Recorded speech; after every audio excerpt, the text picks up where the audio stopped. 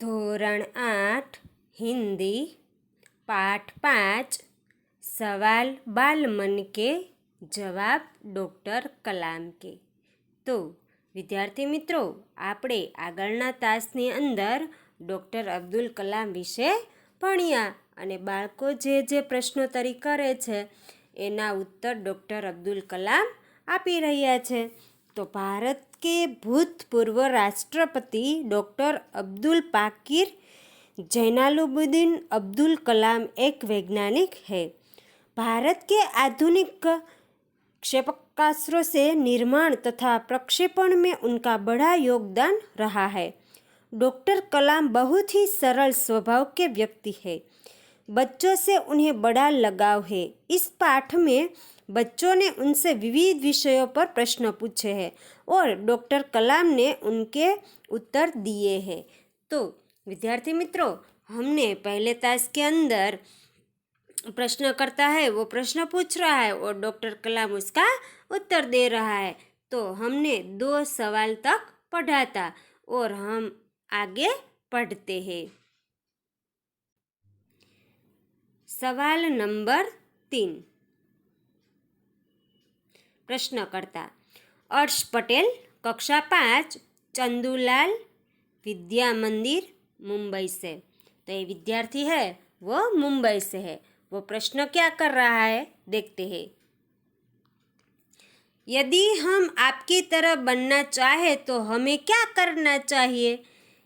जो अर्श पटेल नाम का विद्यार्थी है, 5वीं कक्षा में पढ़ता है, वो सवाल अब्दुल कलाम से पूछता है कि यदि हम आपकी तरह बनना चाहे तो हमें क्या करना चाहिए। डॉक्टर कलाम उसका उत्तर देते हैं, जब आप युवा अवस्था में कदम रखें तभी आपको जीवन में लक्ष्य निर्धारित कर लेना होगा। डॉक्टर कलाम એવું કહે છે કે જ્યારે તમે યુવા અવસ્થામાં આવી જાઓ ત્યારે તમારે તમારા જીવનનું ગોલ, ધ્યેય, લક્ષ્ય એ નિર્ધારિત કરવું પડે, નક્કી કરવું પડે। હંમેશા कुछ बड़ा सोचो અને હંમેશા કંઈક ને કંઈક વિચારો, તો વિશાળ અને મોટું વિચારો, કારણ કે જો વિચારીશું તો કંઈક જીવનમાં આગળ કરી શકીશું। जैसे ही यह अनुभूति हो कि आप आखिर बनना क्या चाहते हैं, तभी से उस दिशा में प्रयास और श्रम आरंभ कर दो। જ્યારે પણ આપણે એવું વિચારીએ છીએ ને એવો અનુભવ કરી લઈએ છીએ કે મારે આ બનવું છે, આ કાર્ય કરવું છે, ત્યારે આપણે એ દિશાની અંદર આગળ વધવું જોઈએ અને પ્રયત્ન પણ કરવો જોઈએ।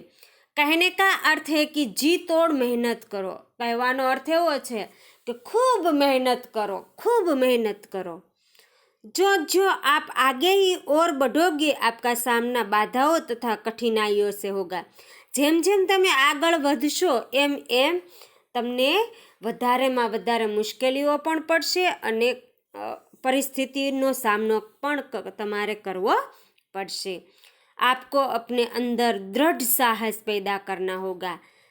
તમારે તમારા પોતાની અંદર દૃઢ સંકલ્પ નક્કી કરવો પડશે, કારણ કે સમાજની અંદર 3 પ્રકારના માણસો હોય છે। એક તો નીચ એટલે કે હલકા, એક મધ્યમ અને એક ઉચ્ચ।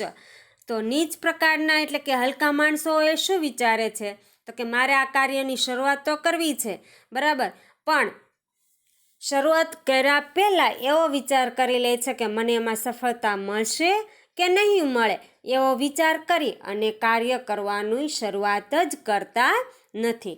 જ્યારે મધ્યમ પ્રકારના માણસો છે એ શું વિચારે છે કે કાર્યની શરૂઆત તો કરી દે છે, પણ એમાં જેમ જેમ મુશ્કેલીઓ અને પરેશાની આવે છે ત્યારે કાર્યને અધવચ્ચે જ છોડી દે છે, એટલે એમાં એને સફળતા મળતી નથી। જ્યારે ઉચ્ચ કક્ષાનો એટલે કે ઉત્તમ કક્ષાનો જે માણસ છે એ કાર્યની શરૂઆત તો કરે છે, પણ શરૂઆત કર્યા પછી ગમે એટલી મુશ્કેલી, કઠિનાઈ આવે પણ તો પણ એમાં ડગમગતો નથી કે ચલાયમાન થતો નથી, એવો માણસ હંમેશા આગળ વધતો રહે છે।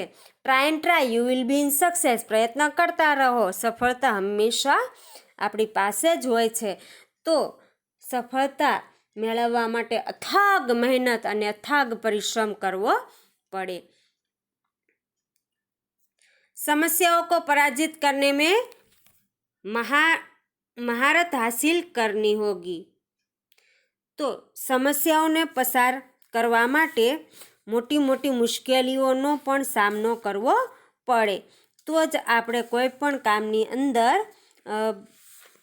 सफल थईए छीए।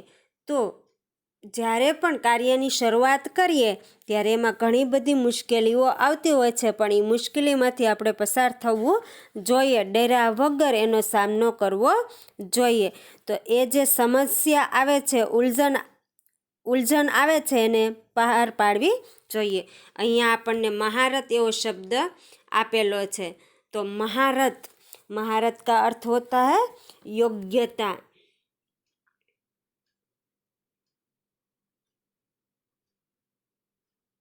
तो योग्यता या कुशलता આપણે હાસિલ કરવી, પ્રાપ્ત કરવી પડે, તभी જીવન में सफल हो पाओगे, અને ત્યારે જ આપણે આપણા જીવનની અંદર સફળ થઈ શકીશું।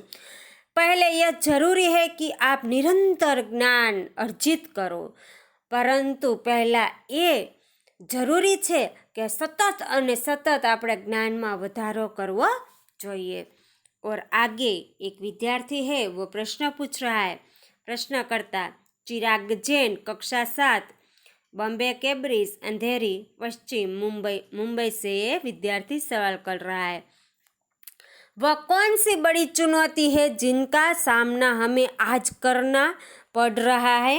डॉक्टर कलाम उसका उत्तर देते हैं कि एवी कई सौथी मोटी चुनौती એટલે પડકાર અથવા તો લલકાર છે જેનો આજે પણ આપણે સામનો કરવો પડે છે। તો ડૉક્ટર અબ્દુલ કલામ એનો જવાબ આપે છે कि भारत को सन 2020 तक एक विकसित राष्ट्र के रूप में परिवर्तित करना और देश के 1 अरब से अधिक नागरिकों के चेहरों पर मुस्कान देखना।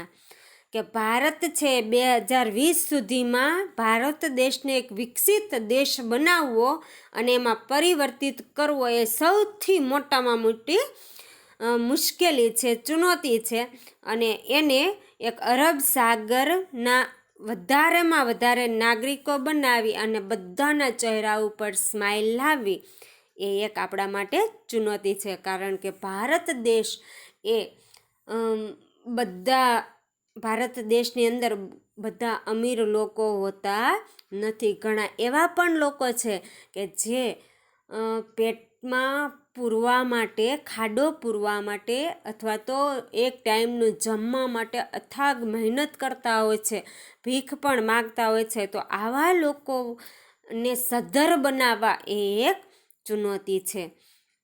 यही राष्ट्र के समक्ष सबसे बड़ी चुनौती है, અને આ આપણા દેશ માટે એક સૌથી મોટી ચુનૌતી પડકાર છે।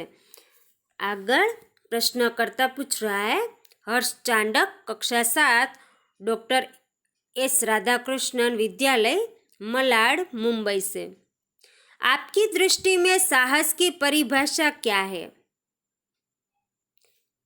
आपकी दृष्टि में साहस की परिभाषा यानी व्याख्या क्या है? तो डॉक्टर अब्दुल कलाम कहते हैं, अपनी जान की परवाह किए बिना दूसरों को संकट या आपदों में बचाना ही साहस है। साहस किसको कहते हैं? तो આપણે આપણા પોતાના જીવની પરવા કર્યા વગર બીજા લોકોની જે મુશ્કેલી છે, સંકટ છે, આપત્તિ છે, એ લોકોની આપત્તિને દૂર કરવું એ સૌથી વધારે મોટું સાહસ ગણવામાં આવે છે। કારણ કે દુનિયાની અંદર રહેલા હરેક માણસને મુશ્કેલી હોય, દુઃખ હોય, છતાં પણ એના જો ચહેરા ઉપર સ્માઇલ હોય, હસતો ચહેરો હોય, તો ગમે એવા દુઃખને પણ પસાર કરી શકે છે। અને આવા લોકોને જે દુઃખમાં છે એવા લોકોને મદદ કરવી એ સૌથી મોટી ચુનૌતી છે, સાહસ છે। ત્યાર પછી આગળ પ્રશ્નકર્તા પૂછે છે, तरुण पटेल, कक्षा 8, स्वामीनारायण इंडिपेंडेंट स्कूल, लंदन। हम प्रवासी भारतीय मातृभूमि के प्रति गर्व की भावना कैसे विकसित करें? કે આપણે પ્રવાસી લોકો છે, બરાબર, એને ભારતીય માતૃભૂમિ પ્રત્યે ગર્વની ભાવના કેવી રીતે આપણે વિકસિત કરીએ? હવે આપણા દેશના લોકો તો આપણા દેશ પ્રત્યે ગર્વ લે, પણ આપણા દેશની અંદર બહારના બીજા દેશના લોકો જ્યારે પ્રવાસી તરીકે આવે ત્યારે એ લોકો પણ આપણા ભારત દેશનું ગર્વ લે, એવું આપણે કેવી રીતે કરી શકીએ? डॉक्टर अब्दुल कलाम, भारतीय मूल का कोई भी व्यक्ति एक बृहद भारतीय परिवार का अंग है और उसे हमारे देश की सांस्कृतिक विरासत पर गर्व है. ભારતનો કોઈ પણ મૂળ નાગરિક હોય એને ભારત દેશ ઉપર તો ગર્વ જ હોય છે. सौभाग्य से आप लोग ऐसी स्थिति में है कि अपनी मातृभूमि से अच्छी तरह से जुड़े हुए हैं और यही आपके लिए गौरव की बात है. અને સૌભાગ્યની વાત તો એ છે કે આપણે આપણા ભારત દેશની સાથે જોડાયેલા છીએ. જનની જન્મભૂમિ સ્વર્ગાદપી ગરીયસી. જનની અને જન્મભૂમિ સ્વર્ગથી પણ ચડિયાતી છે, કારણ કે ભારત દેશ એક એવો દેશ છે કે જ્યાં બહારના લોકો, વિદેશી કે પ્રવાસીઓ ભારતમાં આવી અને દૂધમાં સાકર ભળે એવી રીતે ભળી જાય એવા ભારતના લોકોનો સ્નેહ છે, પ્રેમ છે, હૂંફ છે. એના કારણે આજે ભારતના લોકો વિદેશી લોકો સાથે પણ હળીમળીને રહેતા હોય છે. એ જ આપણા માટે ગર્વની વાત છે. પ્રશ્નકર્તા सत्यम कक्षा 7वीं कक्षा 10 जिला स्कूल मुंगेर. प्रश्न क्या है? जो भी बच्चे आपसे मिलते हैं वे कहते हैं कि वे एक प्रसिद्ध वैज्ञानिक, इंजीनियर, डॉक्टर आदि बनना चाहते हैं, पर किसान, मजदूर और कलाकार भी किसी राष्ट्र के लिए उतने ही महत्वपूर्ण है. हम ऐसे ही परिवारों से आते हैं. हमारे लिए आपका क्या संदेश है? હવે મોટા ભાગે હરેક વિદ્યાર્થીઓને કોઈને ડૉક્ટર બનવું હોય, કોઈને એન્જિનિયર બનવું હોય, કોઈકને વૈજ્ઞાનિક બનવું હોય, તો આવી મોટી મોટી પોસ્ટ ઉપર જ જવું હોય છે. પણ કોઈ વ્યક્તિ એમ નથી કહેતું કે મારે ખેડૂત બનવું છે. તો આવા વિશે એક વિદ્યાર્થી પ્રશ્ન પૂછી રહ્યો છે કે આપણે તો ખેડૂત પુત્ર છીએ, તો એના વિશે તમારું શું કહેવું છે? તમારો શું સંદેશ છે? डॉक्टर कलाम, किसान, मजदूर, कलाकार और दस्तकार यानी शिल्पकार ये सभी हमारे राष्ट्र के अभिन्न अंग है. આપણા શરીરની અંદર હાથ, પગ, આંખ, કાન એ બધું હોવું જરૂરી છે, એમ આપણા દેશની અંદર ખેડૂત, મજદૂર, કલાકાર અને शिल्पकार આ બધું હોવું પણ જરૂરી છે. राष्ट्र निर्माण में हमें उन सभी की सेवा की समान रूप से दरकार है. તો દેશના નિર્માણ માટે આપણને આ બધાની સેવા કરવા માટેના સમાન રૂપથી જરૂરત છે. आप सभी को चाहिए कि अपने अपने क्षेत्रों में खूब उन्नति करें. और डॉक्टर अब्दुल कलाम કહી રહ્યા છે કે તમે બધા પોતપોતાના ક્ષેત્રની અંદર ખૂબ ઉન્નતિ કરો. જે પણ ક્ષેત્રમાં હોય એ બધા ક્ષેત્રની અંદર ખૂબ ઉન્નતિ કરો. પ્રશ્નકર્તા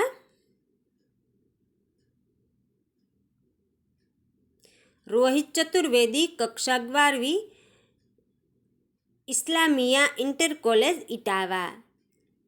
आप कहते हैं कि भारत 2020 तक विकसित राष्ट्र बन जाएगा, पर निरंतर बढ़ती जनसंख्या और बेरोजगारी इसे संभव होने देगी.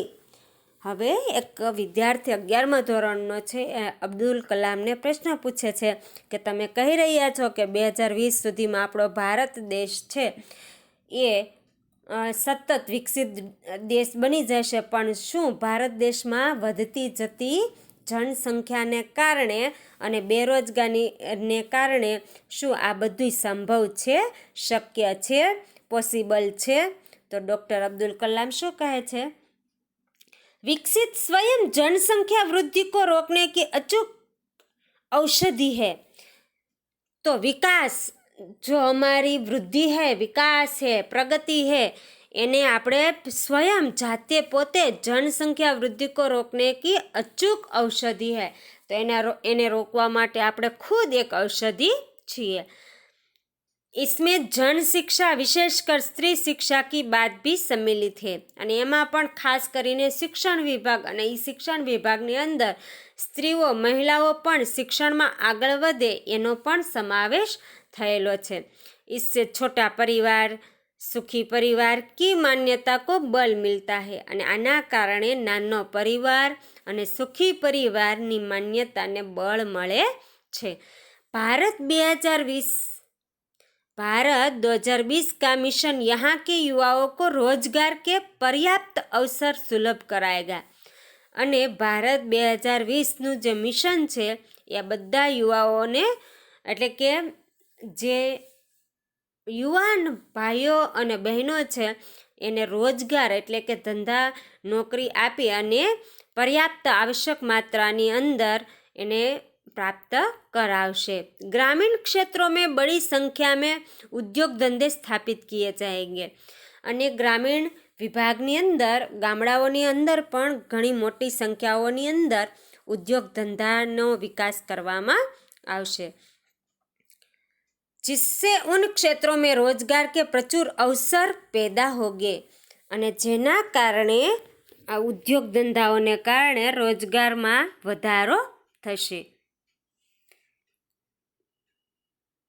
प्रश्नकर्ता अर्श मेहता, कक्षा 12वीं, तेजस हाई स्कूल, बड़ौदा। आपको ऐसा क्यों लगता है कि 2020 तक भारत विकसित राष्ट्र बन जाएगा? विद्यार्थी એવું અબ્દુલ કલામને પૂછી રહ્યા છે કે તમને એવું કેમ લાગી રહ્યું છે કે 2020 સુધીની અંદર આપણો ભારત દેશ વિકસિત દેશ બની જશે? ડૉક્ટર કલામ, भारत की जनसंख्या 1 अरब से अधिक है। ભારતની સંખ્યા 1 અરબ થી વધારે છે। इसमें 54 करोड़ लोग 25 वर्ष से कम आयु के हैं અને એમાં પણ 54 કરોડ લોકો 25 વર્ષથી નાની ઉંમરના છે। એ અમારી રાષ્ટ્રીય શક્તિ है અને આ આપણી राष्ट्रीय शक्ति है। भारत को 2020 तक विकसित राष्ट्र में परिवर्तित करने के लिए हमारे पास प्रचुर प्राकृतिक संसाधनों के साथ ही सुनियोजित खाका भी उपलब्ध है અને ભારતને 2020 સુધી વિકસિત રાષ્ટ્રમાં પરિવર્તિત કરવા માટે આપણી પાસે प्रचुर प्राकृतिक संसाधनों साथे साथे आयोजित करेला खाका का अर्थ होता है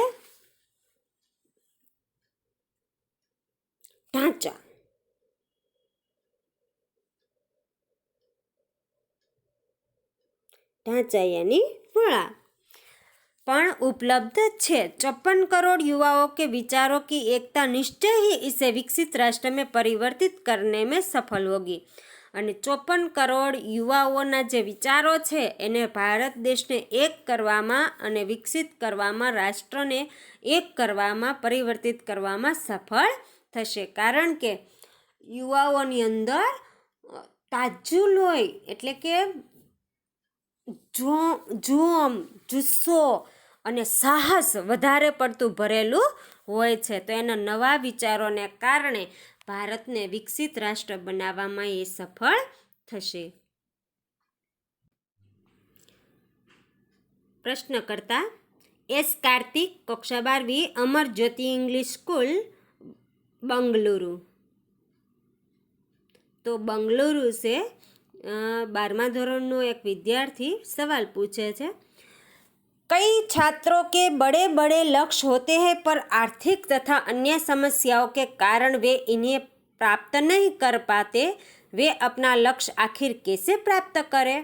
घણા એવા વિદ્યાર્થીઓ છે જેનું મોટામાં મોટા લક્ષ્ય હોય છે, ગોલ હોય છે, ધ્યેય હોય છે, પરંતુ પોતાના ઘરની આર્થિક પરિસ્થિતિને કારણે કે સમસ્યાને કારણે એ પોતાના લક્ષ્યને કે ધ્યેયને કે ગોલને પ્રાપ્ત કરી શકતા નથી।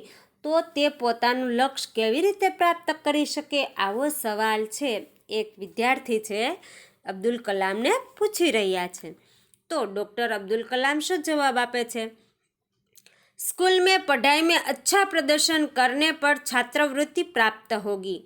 स्कूलમાં સારી રીતે ભણવાથી અવ્વલ નંબર આવવા પછી એમને સ્કોલરશિપ આપવામાં આવતી હોય છે, છાત્રવૃત્તિ યાની સ્કોલરશિપ।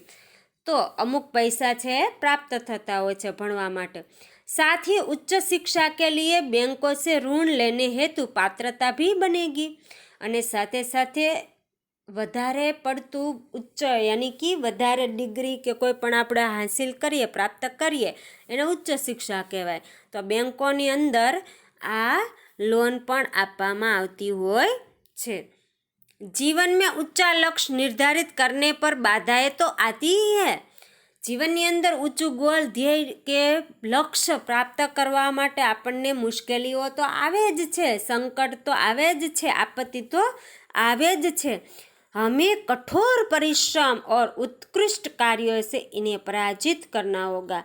આપણે વધારેમાં વધારે પ્રયત્ન કરી અને વધારેમાં વધારે મહેનત કરીએ તો મહેનતથી उत्कृष्ट यानी उत्तम, उत्कृष्ट अर्थ होता है उत्तम। તો આપણે વધારેમાં વધારે મહેનત કરીએ અને એ જે મહેનત કરીએ એ શ્રેષ્ઠ અને બેસ્ટ અને ઉત્તમ કરીએ તો આવા કાર્યોને પણ આપણે હરાવી શકીએ છીએ। विघ्न बाधाओं से व्यक्ति को पराजित नहीं होना चाहिए। આવી બાધાઓ, મુશ્કેલીઓ અને આપત્તિઓ જોઈ અને વિદ્યાર્થીએ ડરી જવું જોઈએ નહીં અને એમાંથી આપણે આગળ વધવું જોઈએ। પ્રશ્નકર્તા મિથુન કે દ્વિતીય વર્ષ बी लेवल SAICT अमृतापुरी। तो BA का अर्थ होता है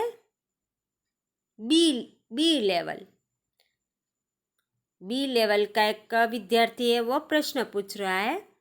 द्वितीय वर्ष यानी कॉलेजનું બીજું વર્ષ। ત્યાં એમાં 3 વિભાગ આવે, આર્ટ્સ, કોમર્સ અને સાયન્સ। આર્ટ્સ હોય તો BA કહેવાય, કોમર્સ હોય તો BCom કહેવાય અને સાયન્સ હોય તો BSc કહેવાય। Bachelor of arts, bachelor of commerce અને બેचलर ऑफ साइंस। भारत को विकसित राष्ट्र बनाने में राजनीतिज्ञ की क्या भूमिका होनी चाहिए? સવાલ એવો પૂછવામાં આવ્યો છે કે ભારતને વિકસિત રાષ્ટ્ર બનાવવા માટે, દેશ બનાવવા માટે રાજનીતિજ્ઞની ભૂમિકા એટલે કે રાજનીતિ જે રાજકારણ છે એની શું ભૂમિકા હોવી જોઈએ?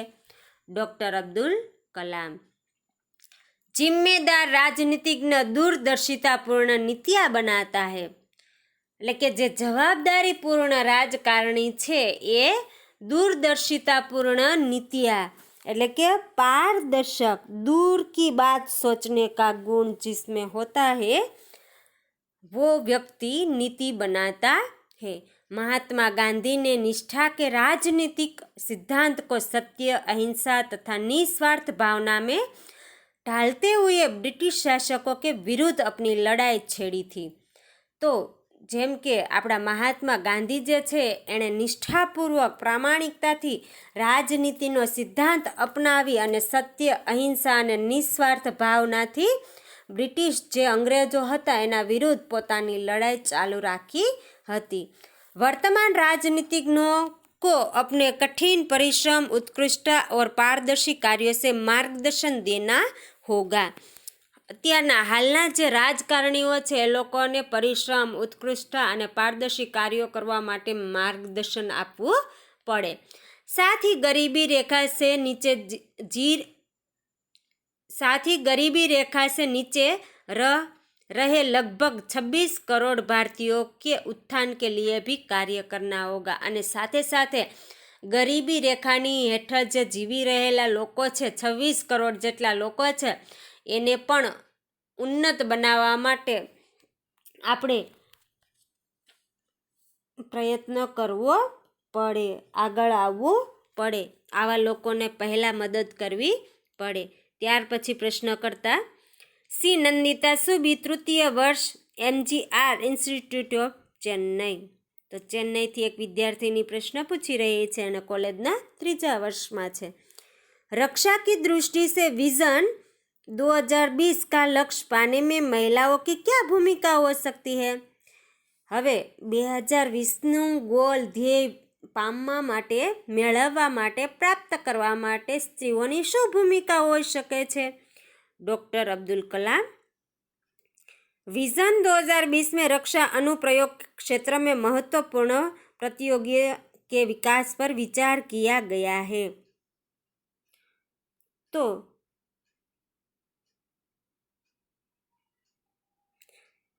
2020માં રક્ષા અનુપ્રયોગના ક્ષેત્રની અંદર મહત્વપૂર્ણ એવી પ્રૌદ્યોગિકીઓ એટલે કે જે અત્યારે સ્પર્ધાત્મક પરીક્ષાઓ લેવાઈ રહી છે એના વિકાસ ઉપર વિચાર કરવામાં આવ્યો છે.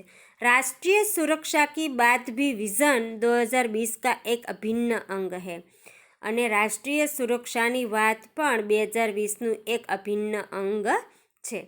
सशस्त्र सेनाओं में नियुक्ति के लिए पुरुष और महिला के आधार पर कोई भेदभाव नहीं किया जाता. અને વિદ્યાર્થી મિત્રો અહીંયા સમજો કે અત્યારે હાલના સમયની અંદર ઘણા બધા એવા પરિવારો છે કે જ્યાં દીકરો અને દીકરી બંને એક સમાન ગણવામાં આવે છે. તો હવે અત્યારે પહેલાંના સમય જેવું રહ્યું નથી કે ફક્ત દીકરાને જ મહત્ત્વ આપવામાં આવે, પણ અત્યારે હાલમાં દીકરીઓને પણ એટલું જ મહત્ત્વ આપવામાં આવી રહ્યું છે. तीनों सेनाओं में पर्याप्त महिला अधिकारी नियुक्त है. અને આજે ઘણા એવા ક્ષેત્રો છે એની અંદર મહિલાઓ પણ આપણને જોવા મળે છે. પહેલાંના સમયની અંદર ટ્રાફિક પોલીસની અંદર આપણને ક્યાંય મહિલા જોવા મળતી ના હતી, પણ અત્યારે તમે રસ્તા ઉપર જુઓ તો આપણને મહિલાઓ પણ જોવા મળે છે. ત્યાર પછી તમે સિટી બસની અંદર ડ્રાઇવિંગ કરતા હોય અથવા તો સવારી કરતા હોય ત્યારે તમને ટિકિટ લેવામાં પણ લેડીઝ એટલે કે મહિલા છે એ તમને જોવા મળે છે. તો અત્યારે મોટી મોટી પોસ્ટ ઉપર પણ જેમ કે આપણા નાણામંત્રી જે નિર્મલા સીતારમણ એ પણ એક સ્ત્રી જ છે. તો આવા મોટી મોટી હોદ્દાઓ પર પોસ્ટ ઉપર આપણને મહિલાઓ આજે જોવા મળે છે. राष्ट्रीय रक्षा क्षमताओं में वृद्धि के लिए महिलाएं उच्च स्तरीय सामरिक सेना बहुगुणक उपकरणों पर कार्य करके भी अपना सहयोग दे सकती है. તો મોટા મોટા ક્ષેત્રોની અંદર મહિલાઓ ઉચ્ચતર બેઠકોની અંદર પણ મહિલાઓ સેના बहुगुणक यानी बहुत महत्वपूर्ण उपकरण यानी साधन એના ઉપર કાર્ય કરવા માટે પણ આજે મહિલાઓ આપણને સહયોગ આપી રહી છે. ત્યાર પછી પ્રશ્ન કરતા जोधपुर दौरे पर डॉक्टर कलाम से एक बच्चे द्वारा पूछा गया प्रश्न, क्या हम अति विशिष्ट व्यक्तियों के दौरे पर हो रहे अनावश्यक खर्च कम नहीं कर सकते? સરસ મજાનો અહીંયા સવાલ આપણને પૂછવામાં આવ્યો કે આપણા જે વ્યક્તિઓ છે, રાજકારણીઓ છે, સત્તાધીશી છે, મોટી મોટી ખુરશીઓ પર આવીને બેસી ગયા છે, એવા લોકોના ખર્ચા ઉપર શું આપણે રોક નથી લગાવી શકતા? डॉक्टर कलाम, तुमने इस मंच पर एक बड़ी सी कुर्सी देखी होगी. એ બાળકને એવું કહેવામાં આવ્યું છે કે તે આ મંચ ઉપર એક ખૂબ મોટી ખુરશી देखी होगी यानी જોઈ હશે. वह कुर्सी अब यहाँ पर नहीं है. એ ખુરશી અત્યારે અહીં નથી. ठीक ऐसे ही अनुत्पादक चीज़ों पर हो रहे अनावश्यक खर्च भविष्य में नहीं होगी. तो આવી જ રીતે અનુત્પાદક યાની જો જરૂરી નથી એવું, જો ઉત્પાદન ન કરે એવું, તો એવી ચીજો પર થઈ રહ્યા અનાવશ્યક એટલે કે જે જરૂરી નથી એવા ખર્ચા ભવિષ્યમાં પણ થશે નહીં. તો અતિ વિશિષ્ટ યાની બહુ મહત્વપૂર્ણ વ્યક્તિઓને આવું જે સ્થાન ઉપર આપણે